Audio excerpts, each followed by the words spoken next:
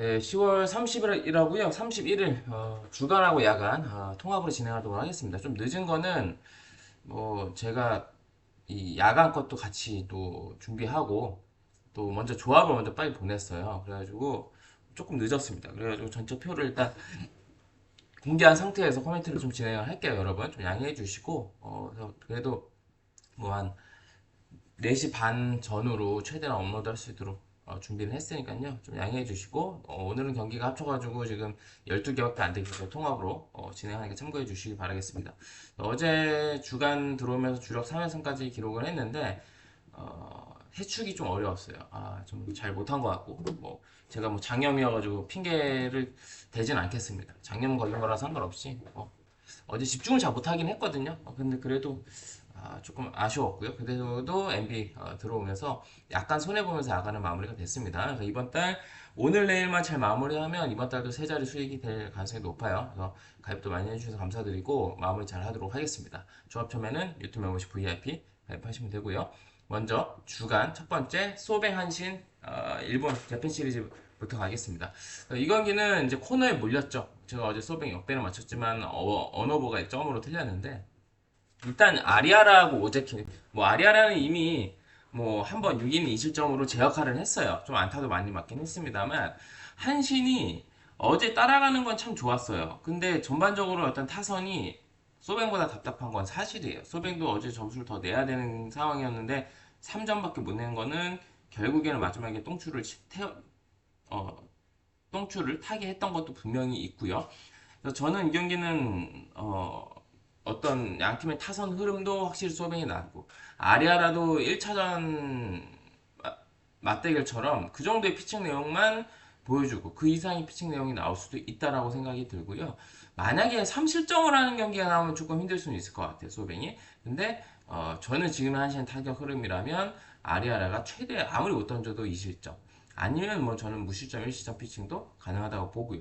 문제는 오제키예요. 그래서 오제키가 이제 소비앙 상대로 올해 교류전에서 5이닝 무실점 좋은 피칭을 보여줬습니다만 얘가 이닝을 길게 먹어주는 유형은 전혀 아닙니다. 잘 던지다가도 한 번에 비기닝을 주는 경우들도 종종 있고 또 소뱅이 이미 다카시 좌안을 만났었죠. 그래서 만나가지고 개털지 못했지만 어느 정도 공략을 했었던 것들을 봤을 땐 다카시 이어서 또 오타키가 나온다는 것은 조금 회의적으로 보여요.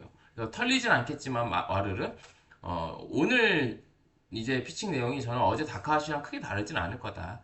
라고 생각이 들고 결국 야마카와를 어떻게 넘기느냐가 문제거든요. 오제키가 또 오제키가 또 한번 흔들리면 볼질도 많이 하는 유형이기도 하고 그래서 이거는 저는 코너에 몰린 한신이 극복하기에는 조금 어렵지 않을까. 오제키 카드로는 그래서 오제키가 아니라 오타키 카드로는 어렵지 않을까. 소뱅 오제키가 있잖아요. 헷갈리네요. 그래서 이거는 소뱅 프렌의 역배 그 다음에 5.5 오버까지 보도록 하겠습니다. 우선순위는 말씀을 안 드릴게요. 어쨌든 어제 그래도 좋아요 100개가 좀 안 돼서. 그 다음에 LG하고 하나는 염경엽 감독이 뭐 인터뷰를 했죠. 뭐 박동원이 이제 포수니까 본인이 봤을 때 손주영이 투구수는 여유가 있었고 6회까지 나올 만했지만 볼에 힘이 없는 것 같고 구속도 떨어져서 바꾸는 거고 결국에는 유영찬이 문제였던 거예요. 그래서 황영무한테 볼넷을 내주고 물론 심우주한테 맞은 건 좀 운이 따랐어요. 그래서 전반적으로 하나가 여러 가지 운도 좀 따랐지만 범인은 유영찬이라고 말할 수밖에 없습니다. 그래서 유영찬이 스프링 캠프부터 합류를 하지 못했기 때문에 중반 시즌 도중에 초반 중반은 아니었고 어쨌든 스프링 캠프부터 쭉 시즌을 같이 한 건 아니니까 막판에 조금 저는 게 좀 있긴 해요. 구속이 좀 떨어졌고 변수는 어쨌든 양 팀의 마무리입니다. 오늘 경기는 유영찬 그리고 김서현. 김서현도 사실 어제 만약에 추가 점수가 안 났고 5대 3에서 그게 주자가 이렇게 쌓이는 거였으면 몰랐습니다.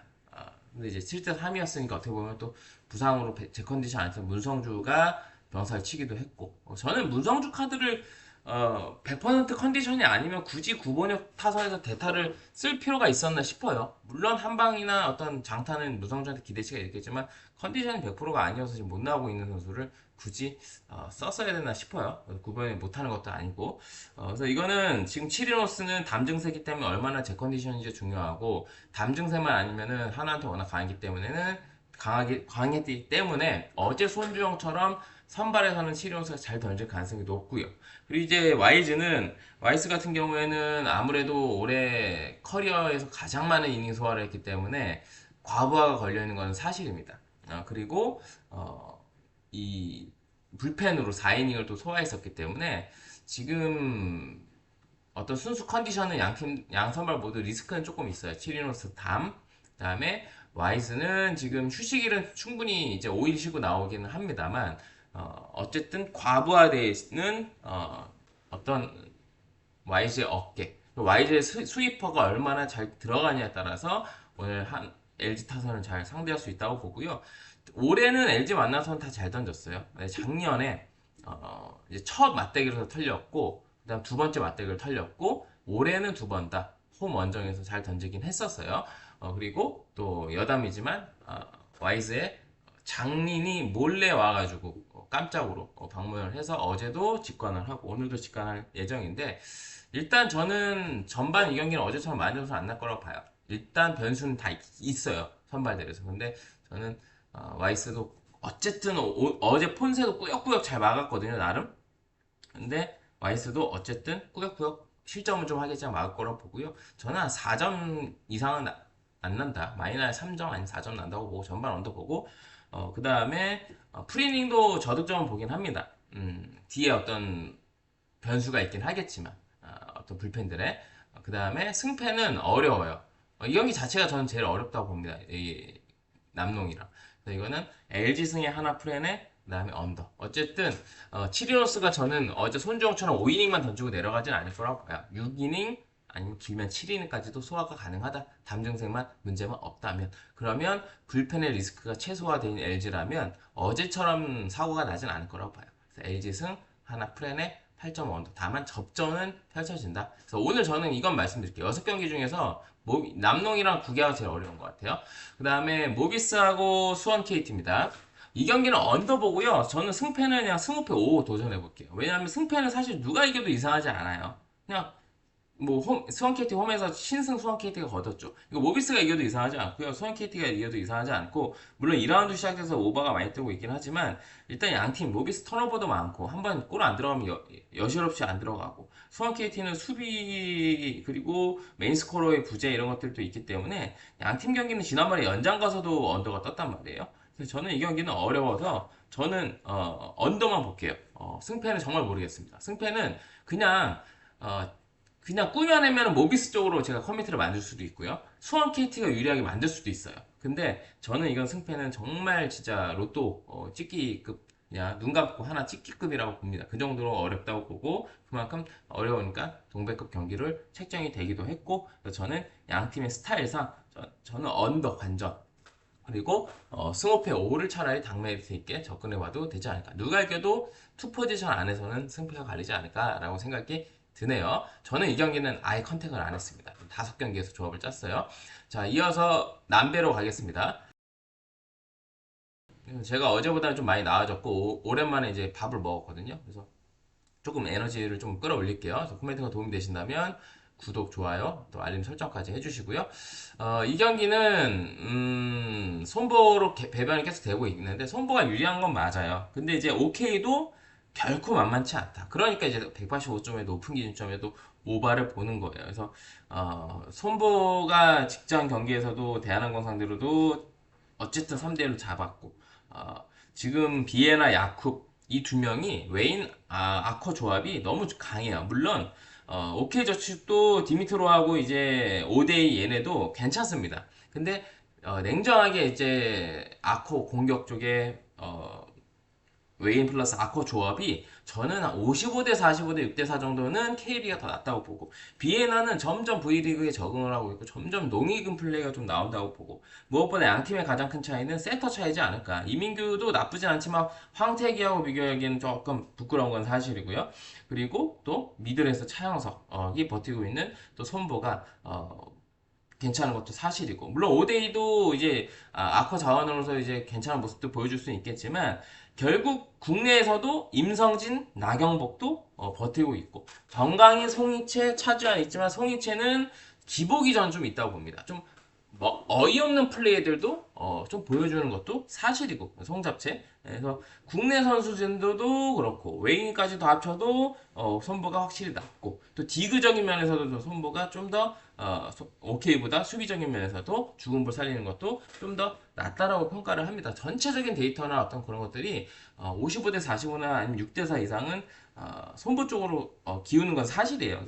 지난 시즌에도 한 번 빼고도 손보가 다 이긴 걸로 알고 있고 손보는 뭐 큰 조직의 어떤 선수 변화가 없고 임성진 합류한 거 말고 없기 때문에 조직적인 면에서도 차이가 OK보다는 선수단 변화가 적습니다. 그래서 OK 같은 경우에 선수단 변화가 크기 때문에 어떤 세트에서 조직적인 문제 때문에 좀 손발이 안 맞는 부분들도 분명히 나올 수 있고요. 다만 고무드로 본다는 거는 어쨌든 강한 우카 상대로도 풀세트까지 갔다는 거예요. 그것도 본인들이 2대1로 리드하고 있다가 4, 5세트를 내준 거예요. 그만큼 쉽게 지진 않아요. 지더라도. 이 경기를 풀세트로 보진 않아요. 근데 쉽게 무너지지 않는 것들은 선수 면면의 어떤 능력치들은 무시할 수는 없습니다. 강팀이라고 하긴 어려워도 강팀을 위협할 만한 어떤 선수 면면의 전력을 갖추고 있고 선발이 맞으면 이건 다크호스는 될 수 있다. 뭐 2라운드나 3라운드부터는 이거는 다만 손보를 이기기에는 좀 버겁다고 생각이 들어요. 3대1 정도 보거든요. KBS 뭐 승에 1.5세트 마이너에 다득점까지 보겠습니다. 그 다음에 여배로 갈게요. 일단 이거는 페퍼저축 현대건설은 너무 똥배인데, 일단 현건이, 저는 제 생각보다 현건이 잘해요. 그래서 지금 카리도 몸 상태가 걱정이 되긴 했지만, 어쨌든 직전 경기 나와가지고 괜찮은 모습 보여줬고, 정지훈도 사실 뭐 리시브 불안하고 하지만 지금 현건에서는 국내 선수 중에 믿는 정지훈밖에 없어요. 그리고 자스티스가 조금 아쉽긴 하고요. 그리고 뭐 김희진이 와서 생각보다는 지금 어쨌든 역할은 해주고 있다고 봐요.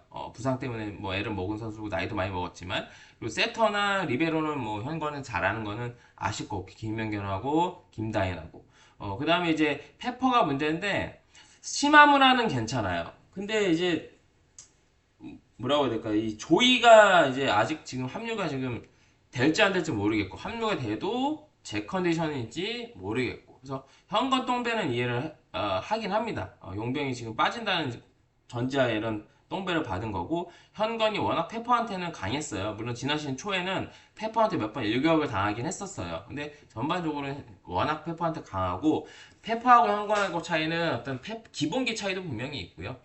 그리고 어떤 기복 차이도 분명히 있습니다. 페퍼 같은 경우에는 좀 기복이 좀 심하죠. 그래서 저는 지금 페퍼가 어쨌든 외인이 없는 상황에서도 준수한 활약을 해주고 있다는 것들은 무시할 수는 없지만 결국 이 경기를 이를 내기에는 좀 어렵고 어떤 지난번에 도공 때처럼 박은서의 인생 경기가 또 나와야 되고 그 다음에 이제 박정환이나 이한비가 좀 서포트 해줘야 되는데 이 세터 문제도 분명히 있고요.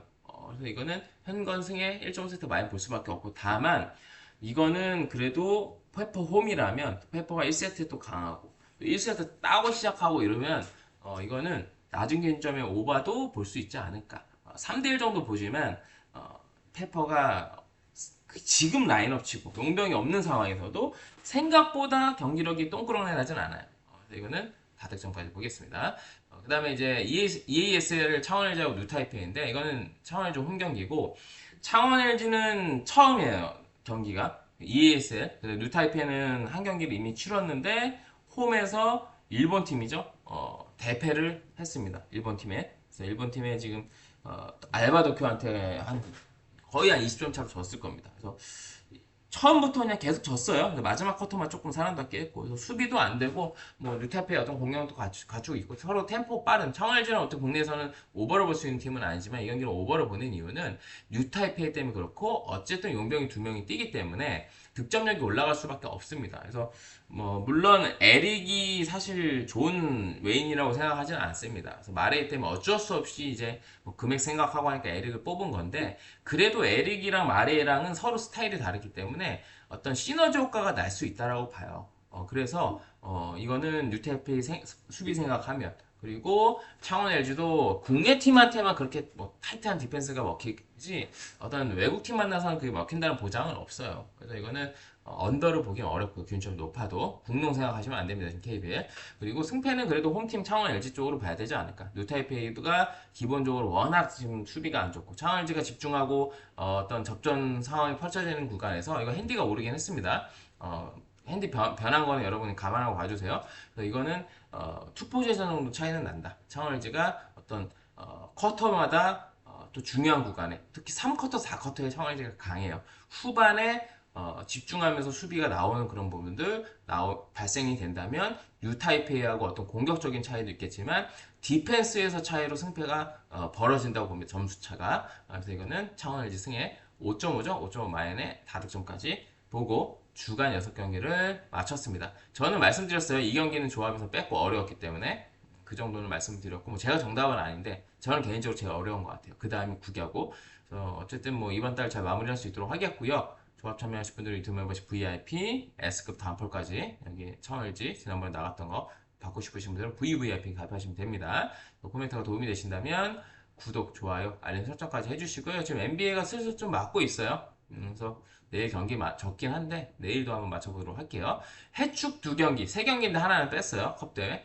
세리에 2경기, NBA 4경기하고 가겠습니다. 칼리아레하고 사스올로는 그냥 병신 대 병신 매치업이에요. 역배 준 쪽 프렘 보고 양 팀의 수준을 생각했을 때 오버를 찍기는 부담스럽죠. 아무리 주중 경기라는 변수가 있었고 어제 세리에는 좀 전반적으로 세리가 오버가 많이 나는 리그는 아닌데 어제 총 펼쳐졌던 경기 6경기 중에 4경기가 오버 났어요. 물론 제가 오바를 봐서 오바 났던 경기도 있지만 이게 오바가나 했던 경기들도 있어요. 뭐 로마 경기라던가. 그래서 그다음 이 경기는 근데 오바를 보기는 어려워요. 양 팀의 스타일을 생각했을 때.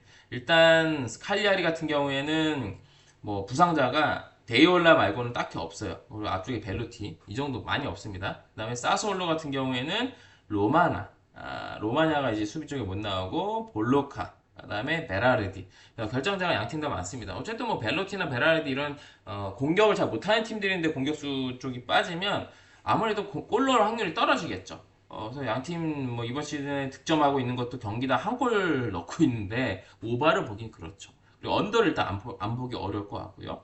둘 다 신중하게 경기를 임할 수밖에 없고 최근의 흐름은 로마한테 진 사스올러가 더 낫습니다. 그리고 이거는 사스가 역을 받았고 물론 지난 시즌 아니 최근에 상대 전적은 칼리가 조금 더 앞서지만 이거는 사스올로 풀 보고요. 역배를 줬으니까 그 다음에 언더를 보고 뭐 무승부 좋아하시는 분들은 무승부도 살짝 생각해 보시는 게 어떨까. 제가 어제 볼로냐 승 많이 보셨던 경기인데 제가 볼로냐 무 말씀드렸었죠. 그런 것처럼 이것도 무승부 한번 생각을 해보셔도 될 것 같고요. 무 좋아하시는 분들은. 그리고 이거는 언더를 가냐 사스올로 프렌을 가냐 이거는 칼리아리와 홈이라도 칼리아리를 보기는 어렵습니다. 지금 뭐 칼리아리의 최근에 흐름이 좋은 것도 아니고 뭐 승리했던 경기들 레체나 파르마 상대로 잡았었지만 그때는 조금 흐름이 괜찮았거든요. 최근에는 확실히 공격도 안 되고 수비도 안 되는 지금 흐름입니다. 이거는 사스프레는 언더 주중 경기 변수 있어도 이렇게 보는 게 맞고요. 그다음 피사하고 라치오는 이건 언더 우선으로 보세요. 왜냐하면 피사가 지금 홈 경기 전부 다 언더예요. 이 말은 뭐냐면 얘네가 홈에서는 확실히 승점을 챙긴다는 마인드 승격해서 그리고 라치오가 지금 뭐 공격이 잘 되는 것도 아니고 수비는 그나마 조금 뭐 토리노전 빼고는 잘 되고 있어요. 그래서 이거는 어쨌든 주중 경기기도 하고 라치오도 이거 베스트로 나설 가능성은 떨어집니다. 상대가 피사고 주말에 홈 경기도 있고 그래서 주중에 보통 로테를 돌리지 주중에 플라인업 쓰고 주말에 로테 돌리는 거는 이제 상대 팀에 따라 달라지긴 해요. 그래서 지금 뭐 사실 어제 세리에만 갔으면 먹었죠 여러분도. 근데 리그왕이 사고가 쳤죠. 그래서 내일은 이제 2경기만 있는데 일단 뭐 피사가 수비 쪽에 빠지는 자원들도 있긴 하지만 라우 알비올, 루스아르디 해서 나머지 자원들로도 나올 수 있고 그다음에 라치오 같은 경우에 결정자가 타바레스 그다음에 로벨라, 카스테야노스, 칸셀리에리 어쨌든 공격 쪽에 결정자가 라치오도 있습니다. 그래서 이거는 오버를 보기는 부담스러워요. 라치오가 수비는 괜찮은 상황이에요 지금. 그렇다고 해서 공격이 지금 말씀드렸다시피 토리노랑 3대3 난타전하고 뭐 제누아한테 3골 넣고 이 2경기 최근 빼고는요 전반적으로 막 빵골도 많고 넣어야만 한 골. 그리고 무엇보다 아까 말씀드렸다시피 피사가 지금 원정 경기력은 정말 그지 같고 수비가 원정에서는 안 되고 있어요. 밀란전 멀티골 허용했고요. 볼로냐전 4골 허용했고 나폴리한테 3골 허용했지만 홈에서는 지금 딱 2골 먹힌 걸로 알고 있어요. 제가 알기로. 홈에서. 물론 많은 경기를 하진 않았습니다. 지금 피사가. 홈에서 지금 4경기 20점이면 잘하고 있는 거예요. 홈에서. 그래서 이거는 언더 우선으로 보시고 다만 승패는 무 가능성도 있긴 하지만 라치오 햄무 무 이렇게 나눠보셔도 될 것 같고 라치오 햄무 사수무 이렇게 해서 하나 가보시던지 아니면 무무 이렇게 하나 가보시든지 내일 축구는 어려우니까 아니면 쌍언더 가보시던지 내일은 NBA가 더 낫죠. 4경기지만 해축은 이렇게 고배당이나 아니면 뭐 언더 라치오 햄무 언더 아니면 언더 사스풀 이렇게 해서 한 조합만 가셔도 되지 않을까 싶어요. 내일 해축은. 그래서 무리하지 마시고 해축은 뭐 가이드라인 잡아드렸고 NBA 이렇게 4경기 하고 마무리하겠습니다. 코멘트가 도움이 되신다면 구독, 좋아요, 알림 설정까지 해주시고요. 어쨌든 뭐 흐름이 뭐 최고점이라고 말씀드리지는 않겠습니다. 그렇게 뭐 사기는 안 쳐요. 최근에 그래도 이번 주는 그래도 아직 뭐 괜찮은 흐름입니다. 그래서 오늘부터 해서 주말까지 잘 마무리해서 이번 주도 최근에 2주 수익 나오고 있죠. 수익 마무리 잘 해보도록 할게요. 자, 이어서 NBA입니다. NBA 4경기인데, 일단 첫 번째 샬럿하고 올랜도는 올랜도가 백투백이에요. 근데 올랜도가 뭐, 이 전력 보강이라는 게 물론 이게 시즌 초니까 나중에 이제 본인들, 올랜도가 원하는 밸런스, 그 다음에 경기력이 나오고 결과물을 챙기는 구간이 올 수도 있어요. 근데 이제 중요한 거는 3점이 약하고 외곽이 약했던 팀이었는데 그래서 데스몬드 베인을 데려오긴 했지만 그렇게 재미를 못 보고 있습니다. 그래서 올랜도가 추구하던 평소에 올랜도 농구가 안 되고 있어요. 수비도 안 되고 그렇다 해서 공격도 안 되고 오늘도 그냥 무기력하게 패했고 뭐 출전 시간 관리는 바그너하고 반케로만 좀 많이 뛰었고 나머지는 다 됐습니다. 그래서 벤치도 두텁고 또 수비를 잘하는 팀이고 인사이드가 강한 팀인데 지금 뭐 올랜도의 성적은 사실 기대했던 것보다 못하고 있는 거는 사실입니다. 여러분도 그렇게 생각하고 있고 저도 그렇게 생각하고 있고 그래서 지금 뭐 원정 백투백인 것도 있고요. 출전 시간 관리가 어느 정도 됐고 젊은 팀이어도 확실히 조금 아쉬운 거는 사실이에요. 그래서 샬럿은 제가 프론트 코트보다는 백 코트가 확실히 강해졌기 때문에 괜찮은 모습을 지금 보여주고 있다라고도 말씀을 드렸고요. 그래서 저는 지금 올랜도 같은 경우에는 지금 사실 썩스도 출전 시간 관리를 해줘야 되다 보니까 또 올랜도에서 수비 잘해주는 친구기도 한데 그런 부분들도 애를 먹고 있고 어, 코렌선이 나간 것도 조금 여파가 있지 않나라는 개인적인 생각도 있습니다. 그래서 지금 결정전 뭐 바그너, 형 바그너 빠지는 건 크게 의미는 없는 것 같고요. 샬럿이 이제 여전히 이제 밀러가 빠지긴 하지만 라멜라볼, 섹스턴이 온 거는 확실히 제가 봤을 때는 유타 있을 때도 괜찮았는데 샬럿하고 더 맞는 게 아닌가. 올랜도가 인사이드가 강해서 샬럿은 인사이드를 어느 정도 공략을 할 수는 있겠지만 샬럿의 백코트 자원들의 어떤 가드진들, 백코트가 가드진들이에요. 뒤에 프론트 코트가 앞에 인사이드에 있는 자원들 센터 필두로 그래서 가드들이 강하고 이제 외곽 쪽이 강한 샬럿이 마이미전 와이미가 워낙 지금 뭐 미쳐 날뛰고 있기 때문에 히로가 없어도 어쩔 수 없었다고 보고요. 그 외에 나머지 경기력들은 다 괜찮았어요. 그래서 저는 이거는 샬럿이 역배 받았다면 샬럿 프렘 보고요. 역배까지도 조절해 볼 수 있는 경기가 될 거라고 보고 기본적으로 최근에 지난 시즌도 그렇고 올랜도의 어떤 백투백 성적은 저조하고 올 시즌에도 이미 백투백 경기에서 애틀한테 지고 나서 블루스한테 홈에서도 그때 홈은 백투백이었음에도 불구하고 또 무기력해 졌어요. 그래서 이거는 샬럿 프렌의 역배보고요. 이거는 사실 올랜도 생각하면 오바를 보긴 어렵지만 오늘처럼 정말 기트가 많이 점수를 냈던 것처럼 샬럿이 많은 점수를 내지 않으라는 법은 없습니다. 지금 기본적으로 샬럿이 보여주고 있는 야투율, 뭐 화력 이런 것들은 무시 못하고 지금 올랜도가 수비가 안 되고 있기 때문에 지금 이거는 언더를 보기는 어렵습니다. 그래서 이거는 샬럿 프렌의 역배 241.5여도 오바 보도록 할게요. 그다음 미러키하고 골스 이거 뭐 어려운 경기죠. 내일 NBA가 4경기 있고 뭐 쉬운 일정은 아닌데 가장 뭐 좀 격차가 있는 이 경기 빼고는 좀 어려운 경기이긴 합니다. 일단 승패로만 봤을 땐 미러키 같은 경우에는 어쨌든 좀 백코트 자원들이 좀 아쉽긴 하지만 그래도 게투주가 지금 제가 지난 시즌에 게투주 영입했을 때 게투주 분명히 미러키한테 힘이 될 텐데 근데 게투주가 작년에 그렇게 못했어요. 릴라드 나가고 나서 게투주가 올 시즌 그래도 괜찮고요. 쿤보야 말할 거 없고 터너 데려온 것도 어쨌든 뭐 일단 도움이 되고 있고 생각보다 AJ 그린이라던가 어쨌든 백코트 자원들의 어떤 네임밸류가 떨어지는 건 사실입니다. 근데 그래도 생각보다 미러키가 나쁘지 않게 괜찮은 지금 시즌을 보내고 있어요. 시즌 초반이지만. 그런데 골스 같은 경우에도 확실히 지금 뭐 잘해주고 있고, 지금 어쨌든 지금 멜튼이나 이렇게 빠지는 자원들이 여전히 있음에도 베스트가 아니고 뭐 백코트 자원들 빠지는 자원들이 있어도 지금 호포드도 데려온 거 잘하고 있고 호포드 좀 관리를 해줘야 되는데 아마 이 경기에 나올 거예요. 그래서 호포드 나오고 뭐 디그니 있으면 쿤보가 활개를 치는데 어느 정도 제어를 해줄 수 있다라고 봅니다. 그래서 그때 덴버 잡을 때도 결국 호포드가 있고 없고 차이도 저는 있었다고 생각이 들거든요. 그래서 지금 지난 시즌에 골스가 미러키한테 강했던 부분들 미러키가 아무리 생각 외로 백커트의 자원들의 활약도 괜찮고 쿤보를 필두로 지금 좋은 시즌 초반 출발은 괜찮지만 골스 상대로 어떤 디펜스의 차이도 무시할 수 없다. 또 호포드까지 합류가 된 골스면 프런트 코트의 어떤 앞선 수비도 괜찮아진 거거든요. 그러면 미러키가 골스의 어떤 외곽도 제어해줘야 되는데 지금 커리는 나이가 한 살 더 먹었음에도 불구하고 잘합니다, 여전히. 그래서 물론 나중에 이제 체력 이슈가 나올 수는 있겠지만 그래서 지금 저는 골스가 유기적으로 볼도 잘 돌고 있고 미러키하고 차이는 수비 차이도 있고 그리고 무엇보다 미러키의 강한 프론트 커트를 제어해줄 수 있는 수비 좋은 친구들도 있는 상황에서 저는 미러키가 골스의 외곽을 제어하기가 쉽지 않을 거라고 봅니다. 그래서 그냥 골스 승 골스 원정이니까 이거는 2.5 핸디는 그냥 굳이 보면 많이 보는데 뺄게요. 그리고 이거는 다득점까지도 보겠습니다. 그래서 골스가 수비를 잘하게 하겠지만 일단 기본적으로 미러키가 골스한테 저는 꽤 많은 실점을 프론트 코트 내외곽에서 많이 허용하고 특히 외곽에서 많이 3점을 허용할 거라고 보고요. 미러키도 그래도 왜냐면 호포드나 그린이 이제 계속 플로어에 둘이 같이 있거나 아니면 호포드에 있거나 그린이 있거나 좀 벤치 자원들이 나오는 구간 있죠. 그때 미러키가 좀 재미를 볼 수 있다고 보고요.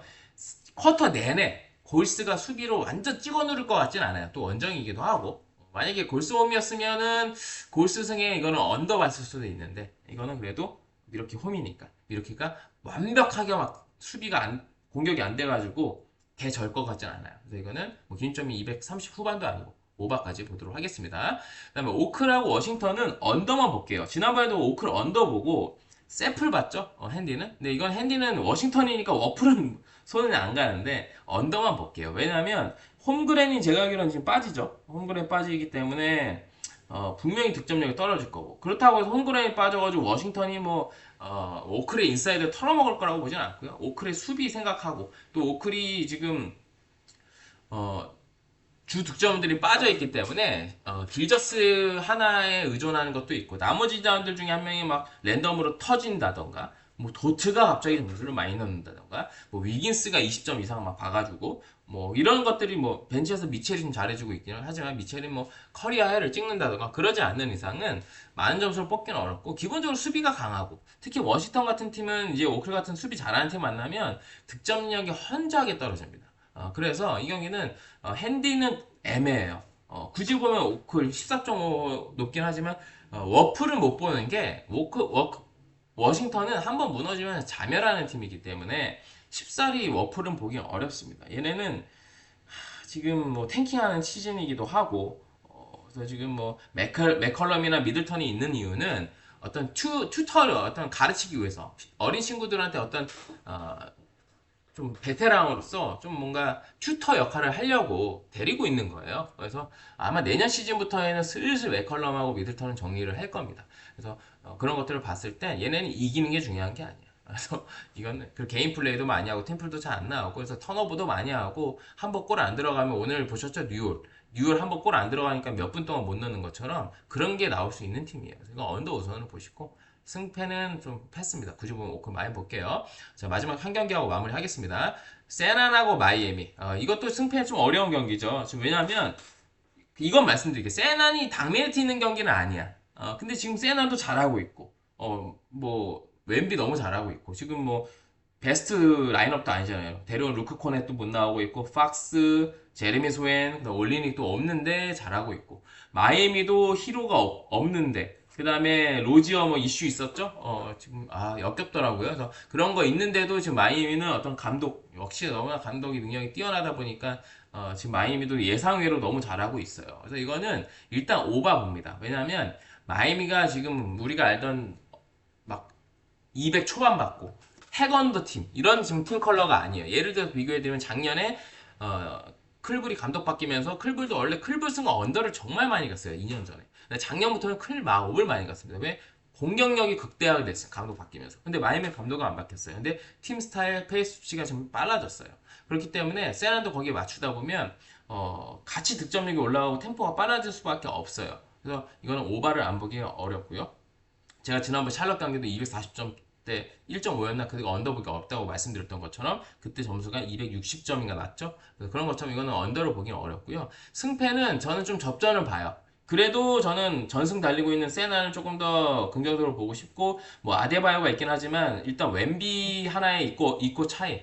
물론 노련하게 경기 운영할 수 있는 거는 오히려 마이애미라고 보고 감독에서 전수 차이도 마이애미가 좀 강점을 가져갈 수 있는데 세난에 어떻게 보면은 캐슬도 지금 어떻게 보면 처음보다는 많이 나아졌어요. 뭐 중간중간에 좀 뉴올전에서 좀 연장 안 갔어도 되는데 캐슬 때문에 연장 갔잖아요. 그런 것들 아쉬운 플레이들 분명히 나오고 세난이 2년 전만 해도 사실 좀 어이없는 플레이들 많이 나오긴 했습니다만 그런 게 보통 원정에서 많이 나왔어요. 세난 같이 경험 없는 어린 친구들로 구성된 팀, 경험이 적은 선수들이 어떤 리딩 부족, 경험 부족으로 해서 저는 어떤 턴오버들, 어떤 뇌저 플레이들이 주로 원정에서 나왔습니다. 뉴올도 원정이었죠. 홈에서는 좀 비중이 떨어져요. 그래서 선수들의 어떤 노련한 플레이, 어떤 감독 전술바 이런 거 마이애미가 강점을 가져갈 수 있겠지만 확실히 이번 시즌 점점 나아지고 있는 웸비, 돌아온 웸비, 수련을 중국에서 소림사 가서 마치고 온 웸비는 무섭습니다. 이건 세난 승보고 다만 마이애미 지금 기세면 5.5는 마이애미 풀을 보는 게 맞다.